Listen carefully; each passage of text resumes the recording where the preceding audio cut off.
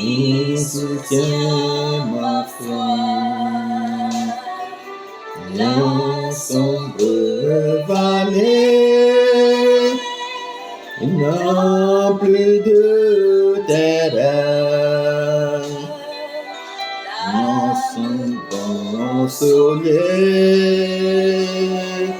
je marche avec mon sauveur. Non, jamais tout seul. Non, jamais tout seul. Jésus, mon sauveur, me garde. Jamais ne me laisse seul. Bien-aimés dans le Seigneur, peuple de Dieu, quel est le mystère caché derrière le jeûne et la prière? Autrement dit, quel est le mystère qui est caché derrière le carême où nous jeûnons et nous prions? Bien-aimés dans le Seigneur, peuple de Dieu, et si le jeûne et la prière sont le résumé du sacrifice que nous sommes tous à consentir, chacun à son niveau, pour promouvoir un monde meilleur. Je vais me répéter. Et si le jeûne et la prière constituent le plus grand sacrifice que chacun de nous est appelé à consentir à son niveau pour un monde meilleur. Et si le jeûne et la prière constituent le résumé de tout le sacrifice qu'un pays est appelé à consentir pour son meilleur être. Et si le jeûne et la prière constituent le résumé du grand sacrifice à consentir pour qu'un territoire ou une nation ou un continent est appelé à consentir pour son meilleur être. Et si le jeûne et la prière constituent le sacrifice le plus ultime pour promouvoir le meilleur être de l'homme sur la terre. Bien-aimés dans le Seigneur, peuple de Dieu,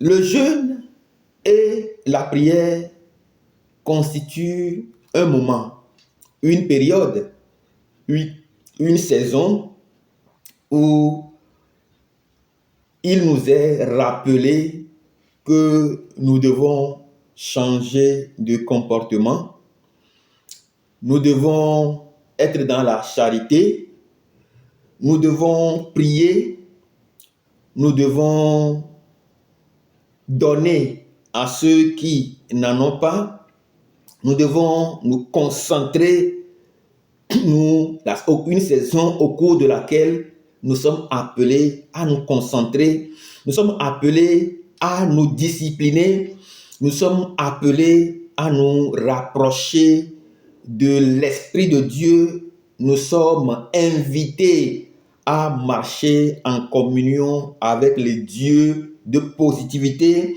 avec le Dieu créateur de l'univers. Le jeûne et la prière, c'est une saison, une période au cours de laquelle nous devenons tout simplement des anges. Ça veut dire, c'est une période au cours de laquelle nous consentons le plus grand sacrifice pour vivre en paix, en toute quiétude, les uns avec les autres. Bien-aimés, peuple de Dieu, pourquoi ne pas perpétuer ce grand moment de sacrifice pendant toute une année?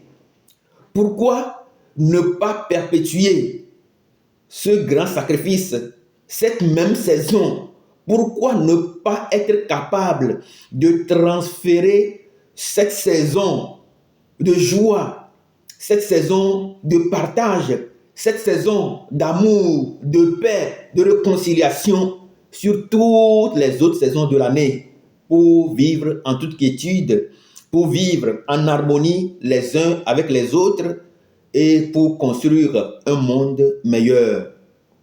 Bien-aimés, dans le Seigneur, peuple de Dieu, oui, le jeûne et la prière constituent en réalité le plus grand sacrifice, constituent un moment de sacrifice et nous invite tous à garder la même image des gens qui sont capables de consentir des sacrifices, des gens qui sont capables de se sacrifier, des gens qui sont capables de se donner au bien pour promouvoir le meilleur être dans nos familles, dans nos quartiers, dans nos villes et dans nos pays.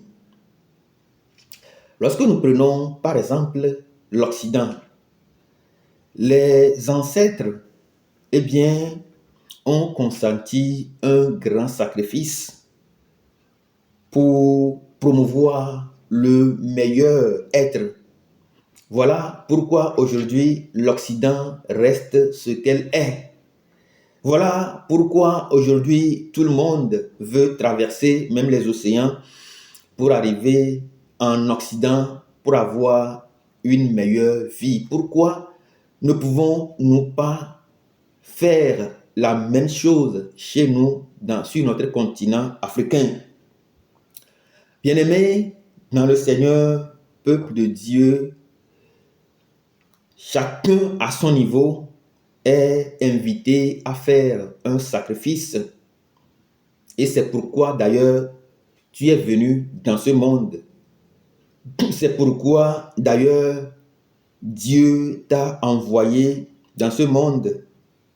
Eh bien, la question que je voudrais poser ce matin, quel sacrifice es-tu prêt à consentir pour le meilleur être autour de toi, pour le meilleur être dans ta maison, pour le meilleur être dans ton bureau, pour le meilleur être dans tout environnement qui te verra présent en lui? Quel sacrifice es-tu prêt à consentir? Quand on dit sacrifice, c'est simplement que tu es capable de sacrifier ce que tu penses, ce que tu vois, ce qui est plus important pour toi, de le sacrifier. Si tu sais que tu es orgueilleux, tu sais que véritablement tu es quelqu'un de hautain, eh bien, tu es simplement invité à sacrifier cet ego-là pour promouvoir le meilleur être dans ta relation avec ton mari, dans ta relation avec ta femme, dans ta relation avec tes voisins, dans ta relation autour de toi. Eh bien, le sacrifice veut dire simplement que amène, essaie de tuer ce que tu trouves le plus important. Essaie de tuer, essaie d'éliminer ce que tu trouves le plus important, le plus puissant, le plus grand dans ta vie et qui peut être pour toi un danger. Tu es invité à le sacrifier. Nous sommes invités tous à sacrifier quelque chose. Nous avons des choses en nous. Nous avons des péchés en nous. Nous avons des comportements en nous. Nous avons des manières de faire en nous que nous sommes appelés à sacrifier pour un meilleur être autour de nous.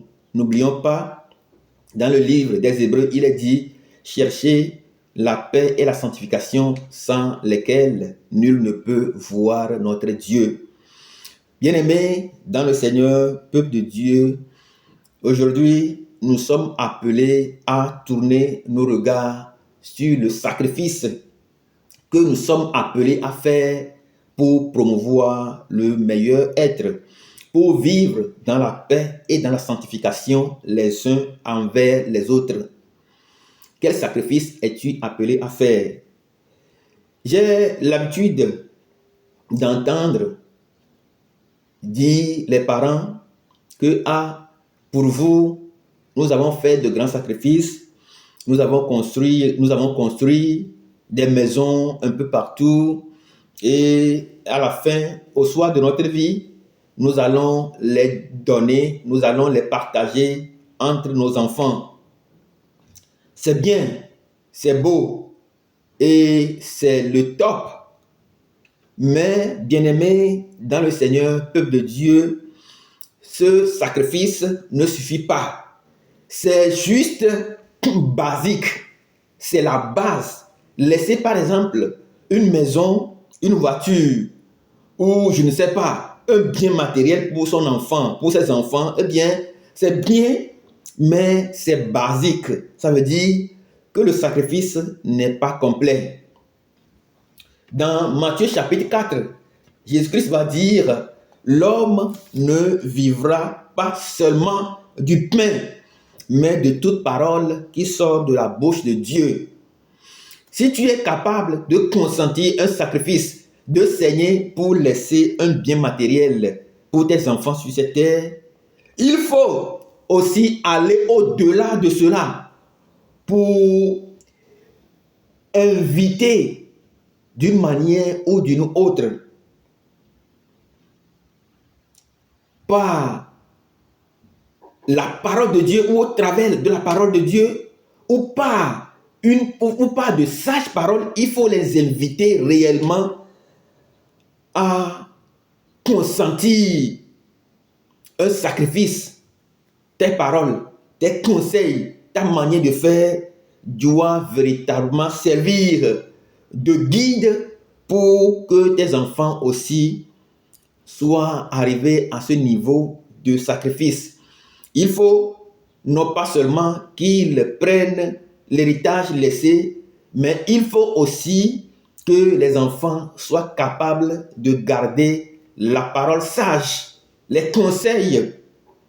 Et ça veut dire que le sacrifice que tu as fait pour maintenir cet héritage-là, il faut que ces enfants aussi soient capables de cerner ces paroles sages pour véritablement avoir le sens du sacrifice et pratiquer la paix et la sanctification sans lesquelles nul ne peut voir Dieu. Bien-aimés dans le Seigneur, peuple de Dieu, aujourd'hui, nous voulons simplement dire que le mystère qui est caché derrière le jeûne et la prière, eh bien, c'est le sacrifice. Le sacrifice est au cœur de la Bible. Le sacrifice est au cœur de nos traditions.